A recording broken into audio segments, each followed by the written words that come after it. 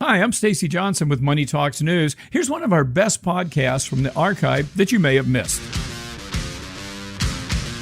Hey guys, and welcome to Money Talks News, the podcast. In this episode, we're going to talk about how to figure out your personal retirement number.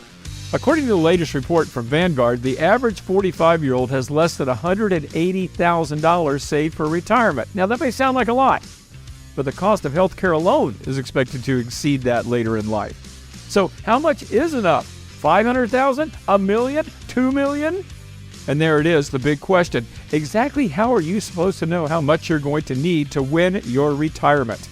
How can you figure out if enough is enough? Well, this week, we have a guest who's going to help us find our retirement number and then help us figure out how to reach that number.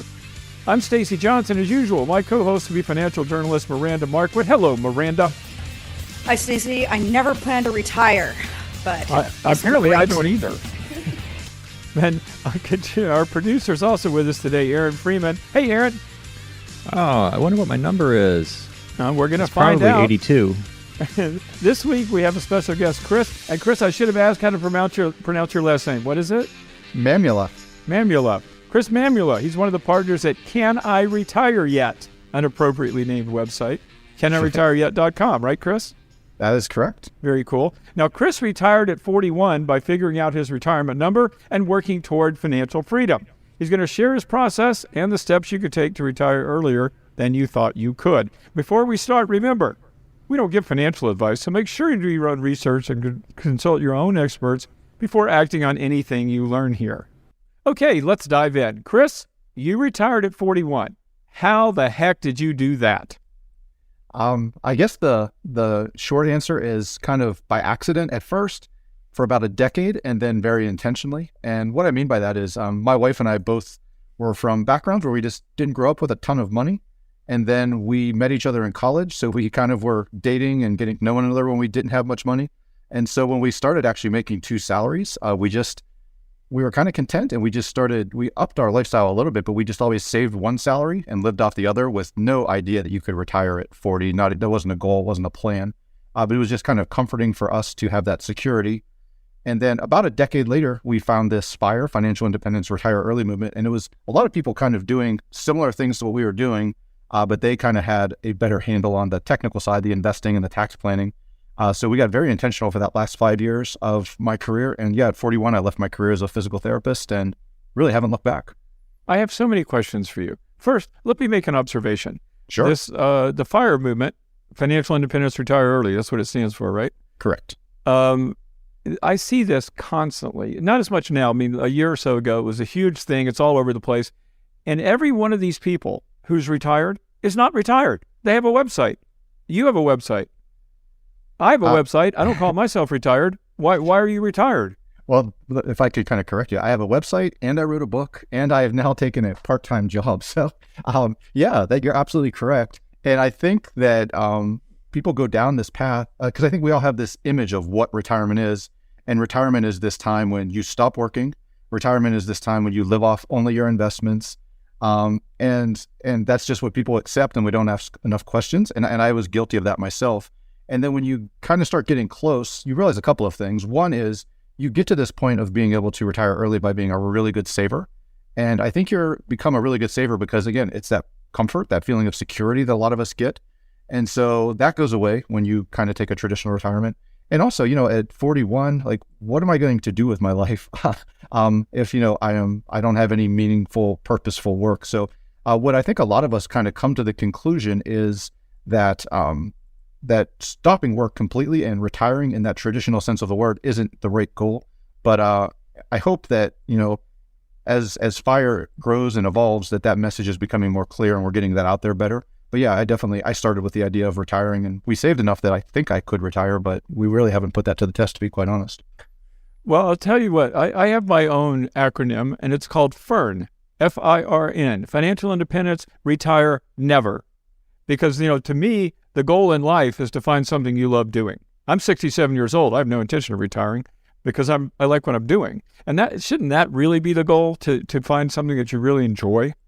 Yeah, I would only just push back a little bit against that and just say that, a lot of times those things don't pay a lot of money. And so I think like if you can establish this level of some degree of financial independence, whether you can fully retire and live off your investments, or even if you have, a few years and as you get up to maybe a decade of savings.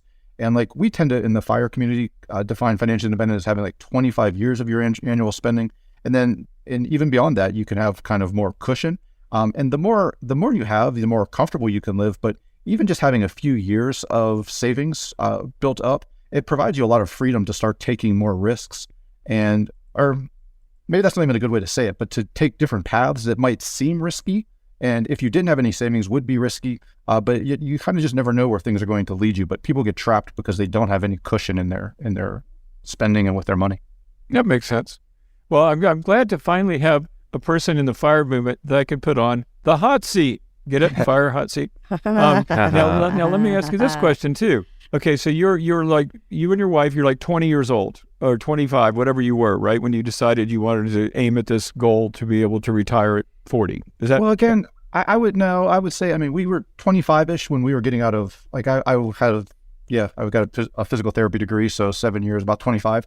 So we were 25 when we started our careers, but there was no FIRE movement. I mean, heck, I'm old enough. I got a gray beard and, like the internet wasn't even that big of a thing and blogs. So none of that existed. So we just kind of stumbled for like a decade, just saving a lot of money. Cause again, it felt good. And then it was really only about 5 years when we got very intentional before I left my job. So what was your retirement number? How much money did you have that enabled you to retire at age 41? Yeah. So, I mean, I think that number for each of us, it really depends on how much you spend and what you want your lifestyle to look like. So I think a lot of people, and me included, up until, again, we found the FIRE movement and got more intentional, we really don't have an idea of what we're spending. And like, even for us, as much as we were saving and as, I guess, kind of good as we were with saving, we didn't really know what we were spending on or how much. We just knew, basically, I was banking a check. So we knew we were living off of less than that. It's like, basically, we could live off my wife's salary and we were banking mine. But we never really looked at where our money was going. And so we never multiplied that out to see what we would need, what our FIRE number would be. But you retired at 41. So what I'm asking is, how much money had you saved by the age of 41? Yeah. So it was we just kind of used that metric as a multiple. So it was, I kind of never get into really specifics with number because I think it kind of more turns people off than turns them on. Because for one person, a number would sound unrealistically frugal. And for another person, it seems maybe unrealistic that you would never hit it. But I mean, I would say, just for kind of credibility, I would say it's north of $1 million. And yeah, I'll leave it at that. Yeah, I wowould be surprised to be able to retire. But what I'm getting at, Chris, isn't to ask you personal questions, although that's exactly what I'm doing. It's to say, because you have to have a ton of money to retire at the age of 40.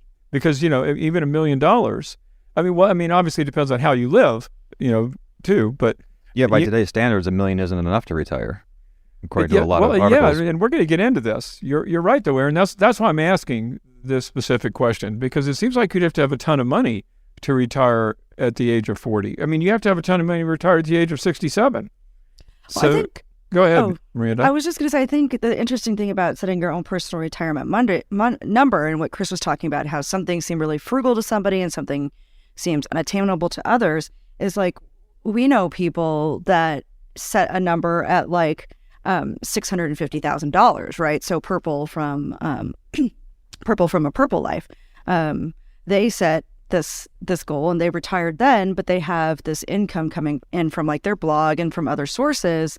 But that's when they quit their job, was when they hit this number that they thought, oh yeah, okay, this is the number I feel comfortable with. And I think that's the real key here, is being intentional and saying, okay, what's the number I feel comfortable with, and what do I need to do to make that happen? Yeah, and I would just kind of add to that. Like, again, it really depends on how, A, what lifestyle you want to live, and then B, how creative you can get creating that lifestyle. So for example, I consider myself a avid skier, which I think a lot of people look at, if you go to a resort, it's $150 a day. If you need the newest skis every year, you're looking at well over $1,000 in equipment. But for me, I'm going to buy the same pair of skis and ski them for 5 to 10 years. We live right next to a ski resort, so we spend very little traveling there. We buy a value pass for like $800 at the beginning of the year, and I probably ski 50 days a year. So, if you break it down for me, it's a very frugal hobby, But I mean, like with anything, I think you could say that with golf, with anything, if you, depending on how you do things, you can make things as frugal or as expensive as you want to do. What I focus on is not having the nicest gear, not, having to travel all these places, but like really designing our lifestyle so I can do as much as I want to do for as little money. And we've designed a lifestyle that I think most people would not look at as frugal. We travel a lot, but we use credit card reward points. Like I said, we ski a lot, but we buy season passes and we live very close. Just things like that you can really design your lifestyle, and it doesn't have to cost a lot of money once you escape the lifestyle of like you're spending a ton of money commuting to work and spending a lot on cars, and you buy the biggest house and things like that. If you don't value those things, you can live quite well for not a whole lot of money. So I'll push back on that a little bit. Chris, I wrote a book called Life or Debt, I think in 1999 or 20 years ago, essentially. And in that, at the end of that book, I said, one of the main things you have to focus on in life is what you want to do with your life. And you can find ways of doing it. And the example that I gave, I'm a boater. I live in Fort Lauderdale on the water. If you want to recreate your condo on the water, you will spend hundreds of thousands of dollars, if not more than $1 million, to do that. You can also learn how to build. I read a book about a guy who built his own sailboat. There's no refrigeration. There's no radio, but he and his wife sail around the world. So they quit when they were 25. What most people do is they go, one day I'm going to be so rich, I'm going to be able to buy this house on the water. It's super complicated, going to break all the time, blah, blah, blah. And what you end up doing is standing on the dock your whole life. So you can make choices, exactly what you just said. You've got to, you're living the way you want to live, and you found a way to do it frugally.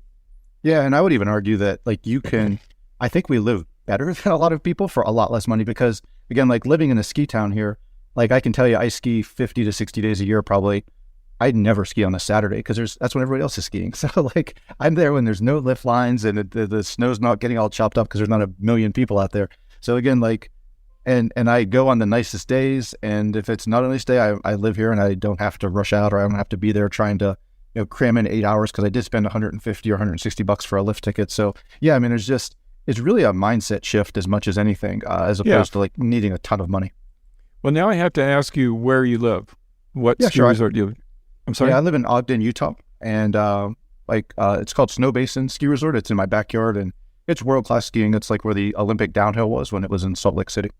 Cool. I just wondered, because I'm so tired of paying for expensive hotel rooms when I go skiing, and now I can crash at your place. You're welcome. We have a little extra room here.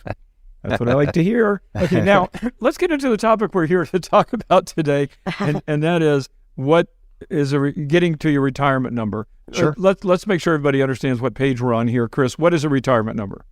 Yeah, so I mean, I think, so my blog is called Can I Retire Yet? And I think for a lot of people, what they're really trying to ask is, how much money do I need to retire that I'm never going to run out of money? And so I think the starting point for that is kind of like we said, you need to know what you spend. It's a good thing to just track what you spend now, and then kind of project out, like if you have kids, how much of your money is going to them, and will that come off the books? Where do you want to live? Are you going to move somewhere less expensive after you're done working? Or do you maybe like us, like we actually, my career was in Western Pennsylvania, where the cost of living was quite low, and I moved to a ski town. So my housing actually was more expensive, but then the lifestyle choices, it eliminated a lot of travel and like some of the things I talked about, like being able to do like season passes, and made my lifestyle cheaper. So you have to kind of look at all these factors and think, what are you going to spend? And then again, it's kind of coming back to that multiple of what do you need to support that spending? This is such an impossible task for me. Before we continue, let me ask you, Aaron, and you, Miranda, do you guys have a retirement number? Do you have a retirement age in mind? You're both in your 40s, right? Yeah, so I don't specifically plan for like a retirement number. For me, it's been more about creating, a lifestyle I enjoy right now. And so that's what I've kind of done, which is nice. But at the same time, I am what is called Coast-Fi, or Coast Financial Independence, which basically means that I have enough money. Well, I will be Coast-Fi when my son finishes his... sorry, you're what? What is it called? It's Coast-Fi, so Coast Financial Independence. So it basically means you can coast on... Oh, okay. So basically what it means is I have enough money in my my investment accounts and my retirement savings type thing where I don't actually have to put any more into my investments in order for them to grow at a rate that when I personally am 59 and a half, I can start taking money penalty free from those retirement accounts. So I will be coast-fi in the next 1 to 2 years. And so, but for me, it's like, okay, I don't particularly plan to retire. It's not something I'm aiming for, but I do want to make sure that I can be comfortable with whatever I choose to do and have, like what Chris was talking about earlier, different options to enjoy my life, to do what I want to do with my life, to, continue losing elections and whatnot. So wait, now I'm confused though. We're going to get to you in a second, Aaron, but let me ask you, I'm confused because you just said you don't really have a retirement number, but you said within 1 or 2 years, you're going to be where you need to be. Isn't that a number? Kind of. Basically what it is that in 1 or 2 years, when I reach, I have enough investments in my accounts that when I reach age 59 and a half, if I wanted to not work at all, I could support the current lifestyle that I have. But that's not a specific number to you. No. It's just me looking at it. It's like, okay, yes, my retirement accounts will support me when I reach, age 59 and a half in the lifestyle I currently have. Well, what about you, Aaron?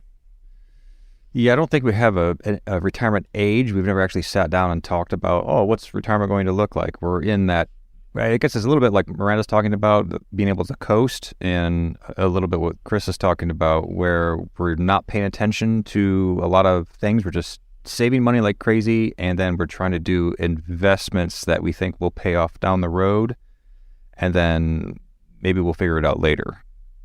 And I think that's probably true of most people. I mean, I was just thinking, I just remembered this. I remember thinking when I was in my 20s, probably my early 20s, I was going to retire at 30. And I bet you we all have this dream, don't we? I mean, I did. And this was when you guys were knee-high to a grasshopper. I had that fantasy, I was going to retire when I was 30, and I knew how much money it was going to take. I was going to have $200,000, and then $100,000 of it I was going to use, $50,000 I was going to use to buy a sailboat, and $150,000 I was going to use to buy apartments so that would support me and keep pace with inflation for the rest of my life. Now, that sounds ridiculous now, and it was. But you know what? But even now, my life has changed as I've gotten older, right? I mean, I'm 67. I don't have a number. I don't have a date. And so it's hard for me to wrap my mind around this whole concept.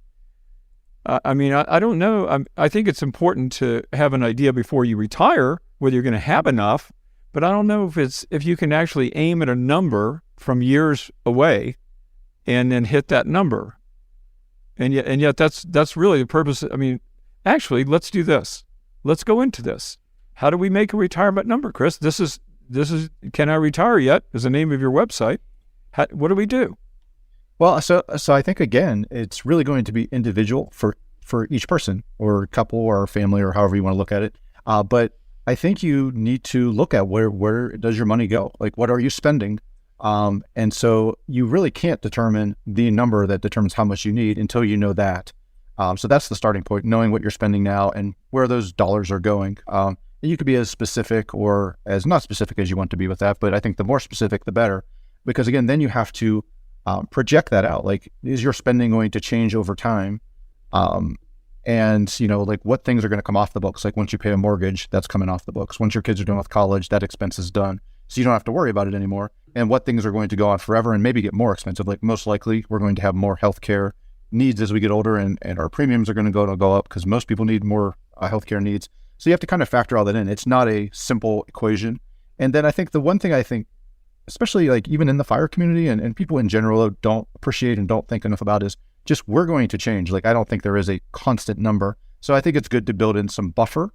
But it's also, you can kind of get trapped where you always need more and more and more. And sometimes I think you made an excellent observation about the fire community. Many of us don't actually retire. So I think you can oversave and oversave and oversave to get to this point of retirement. And then you get there and you're still going to do things. Because again, people that can get to this point tend to be very productive, I guess kind of almost type A people. And they're not just going to be able to turn that off. And so, again, I think we're going to end up oversaving if you're in this fire community and you have this fire mindset. Now Chris, what about these calculators? I was just reading an article on your website this morning. and you reviewed 28 or some huge number of calculators, right? Yeah, so my blogging partner, Derek Kirkpatrick, he was a software engineer, and he actually built his own calculator, and he did all the reviews. That's not so much my area of expertise. But yeah, I mean, we affiliate with a few that we've kind of found were amongst the best. And I do think it's helpful. I think what most people have a hard time seeing is how all these factors play together, like your investment returns and inflation and your spending over time and taxes. A good calculator that looks at like what your taxes will be over time at the federal and state level. And a lot of these things, people are surprised what the results show. So yeah, I think having a good calculator as you get close, especially, is a valuable thing. Yeah, that makes sense. We got to take a quick break, but when we come back, I want to tell you why I think calculators are bullshit. Okay. And I want you to refute my argument. I don't know that I will, but yeah, I'm happy to dive into that. We're gonna be right back. We'll be right back after this, folks. Okay, we are back now. Here's the problem I have with calculators, and not just retirement calculators, lots of calculators. They require you to know things you can't know. For example, I mean, one of the things you said, Chris, which obviously makes total sense, is to track your expenses so you know how much money you're spending, right? But what you don't know is how much you're going to spend in retirement. Am I going to sit on the back porch, or am I going to tour Europe and stay in 5-star hotels? Am I going to have a little sailboat, or am I going to have a giant yacht? How do you know? You can't know how much money you're going to need. Obviously, what they say is you plan on spending 80% of what you spend now. I just read that today in another article, and that makes sense. I mean, you have to start somewhere. But how do you? I mean, there are so many variables, and none of which we know. We don't know how much we're going to spend in retirement. Really, we don't know how much medical costs are going to go up. We don't know what we're going to earn. We know what the stock market has paid over the last 100 years, on an average, but we don't know how much we're going to earn. We don't. You mentioned taxes before the break. We don't know what taxes are going to do. They could go up, down, or sideways, right? So the amount, and when you have an uncertain world, and then you start plugging the results into a calculator, which is projecting decades into the future, isn't the answer almost unusable? Yeah, so I'm going to agree with one thing that you said, and I'm going to push back pretty hard on another. So as far as like the usefulness of the calculator, I think what it allows you to do is to do if-then scenarios. So you say, if this happens, then what happens? If this, then what? And it allows you to project these things out. And again, I think we tend to think very linearly and not in a way of compounding. And so to see these things, I think it's very helpful just to see the impact of your decisions and to see what may happen and see what the odds and probabilities are. So from that perspective, I think they're helpful. But where I do agree that the calculator, the outputs are quite BS, is I like to use the analogy of like an airplane. So if I'm taking off from New York City and I'm flying to Philly and I'm just 1 degree off, it's not very far, right? So I may end up very close to the Philadelphia airport. But if I'm flying from New York to LA and I'm off 1 degree, I mean, who knows where I'm going to end up, because that air is going to compound over such a long time. And it's kind of the same thing with a calculator. So I would agree with that point. Where I'm really going to push back hard on you is you're dead right. Like, you don't know how much you need, and running out of money is a absolute risk, but it's not the only risk. So something I'm experiencing in my own personal life right now. I just got back. I was in Pennsylvania for the past 2 weeks. My mom is like traditional retirement age. She just turned 70. She is battling some very serious health issues. I kind of thought she may not make it, like when I came back, and she's kind of turned around a bit. But she's not living the retirement that she envisioned. And I think like a lot of time we use these calculators and we put in like a lifespan of 90 or 100 years, but your odds of living to 100 are somewhere around 1%. But we focus on this risk of running out of money and getting stuck in fear.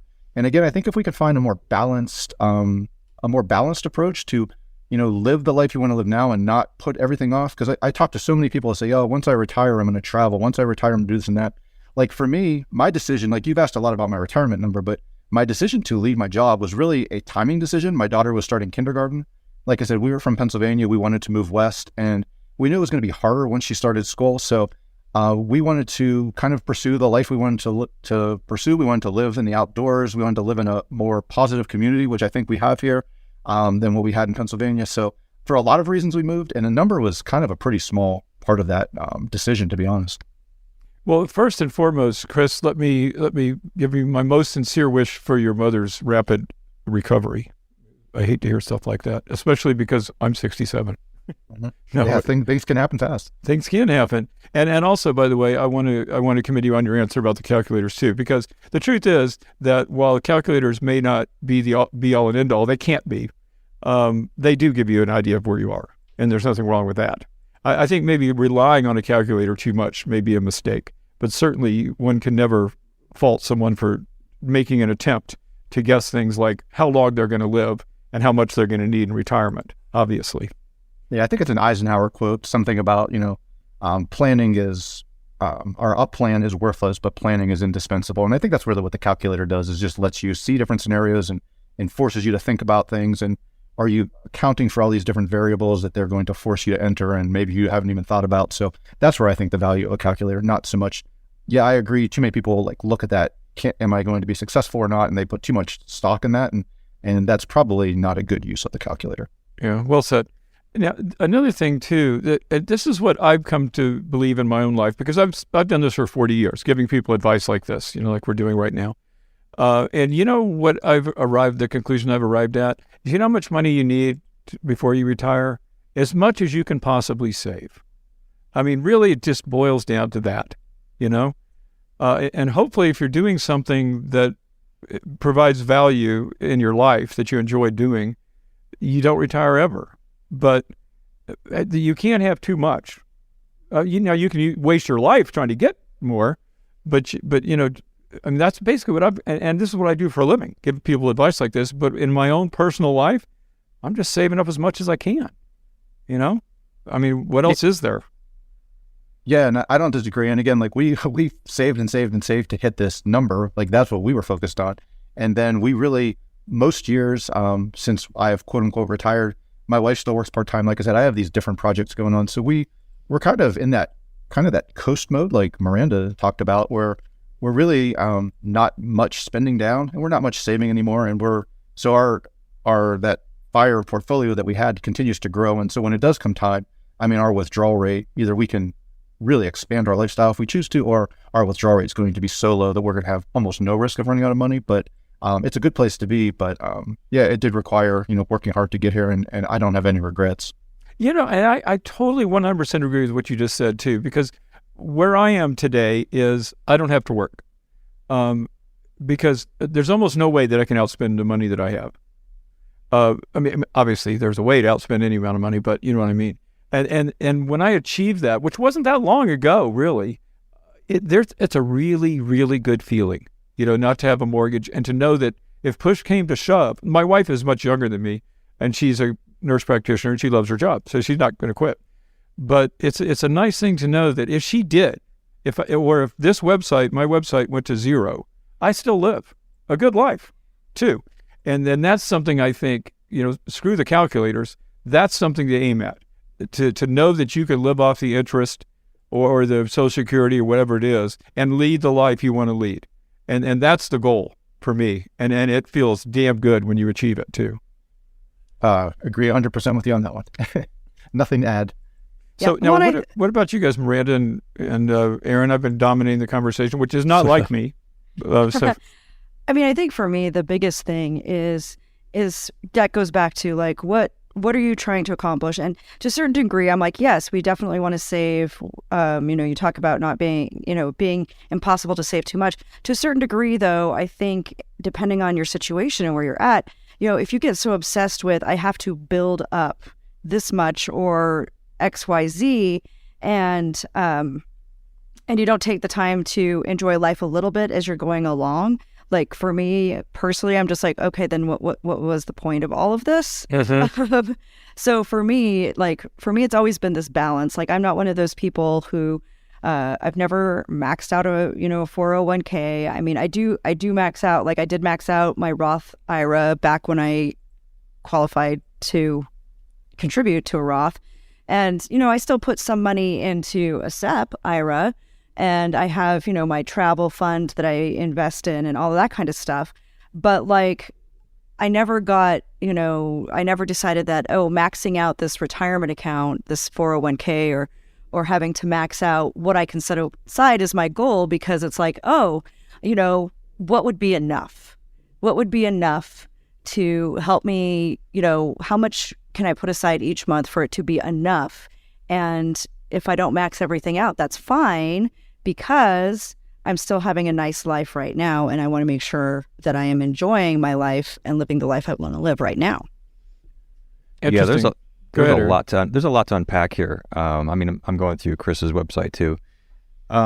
It seems like first off, you're going through a training phase in all of this. And, the first phase of this FIRE movement is, one, you got to learn about taxes. You got to learn about cutting costs and cutting corners and not buying lease cars or new cars and getting Toyota Celicas, and then you got to figure out how to maximize your taxes. Then you got to figure out and learn how to invest properly without blowing a bunch of cash, and you got to figure out how to live without, so that you can reduce your costs. Oh, you also have to, decrease your debt first and foremost before you can start actually accumulating money and houses and all these other things. So it's there's a huge phase in that first part before you can get to a more comfortable stage, of I can relax now. I can just get a part-time job because I've got enough money saved up. In our podcast, you can learn a lot about these things and Chris's website and all this stuff. But there's a lot. There is a lot in all this. And I used to be a financial advisor many years ago, in another life, and I had clients who I remember my neighbors, where I lived in Tucson, Arizona. My neighbors were my clients. They were 80, and they had their TV was broken. They put a portable TV on top of their big console TV after it broke, and they literally sat on lawn chairs, and they had $5 million. And and this can be a problem. In fact, I've been accused of it myself, because I can afford a much bigger house. I drive a 2009 car, and I'm a millionaire several times over. And so, but my point is this: you have to be careful not to get sucked in. I mean, if you spend your entire life, which I've done, teaching people how to spend less, you can find yourself not able to spend money. and I hope I'm not in that category, but you have to be careful, because you develop a mindset where saving is really important. And then all of a sudden, there you are, old, and not able to enjoy what you've been working your whole life for. And as you just said, Miranda, which is the point. The point is to enjoy your life, not to get a mountain of cash. And I think that's why looking at this number and taking a step back is so important, because it's not so much about the specific number. It's about really thinking about being deliberate about the choices you make and how you want to proceed with your life. It's less about, okay, I've got to hit a specific number, and more about how does running these numbers or looking at these calculators help me think about what matters to me and what it's going to take to be able to live a life that matters to me. As usual, Miranda, you're erudite. You're like Yoda. No, you are right though, and this is a point you made many times on this podcast. You're absolutely right every time you make it too. You're absolutely right. Now, I have to ask you guys this though. We're nearing the end of our podcast. We actually haven't. We've all decided we don't really have a retirement number, have we? I mean, are we really saying what you want to do is save up enough to be happy, or use a calculator to estimate what you're going to need? But should we have a retirement number, Chris? Well, I'm going to throw one more little wrinkle in the conversation here, because I think like we all kind of agree that like retirement itself is not the ultimate goal. And I think that I appreciate that we all kind of have come to that conclusion, and that's certainly where I've landed. But one thing I would say is I think it's worth acknowledging that we don't always choose when we retire. Like I think like there's this idea that like, oh, I'm going to retire at 70 or I'm going to retire at 40 or whatever. And we have this number in our head. And like the reality is people get hurt, industries change, and people get laid off and jobs go away.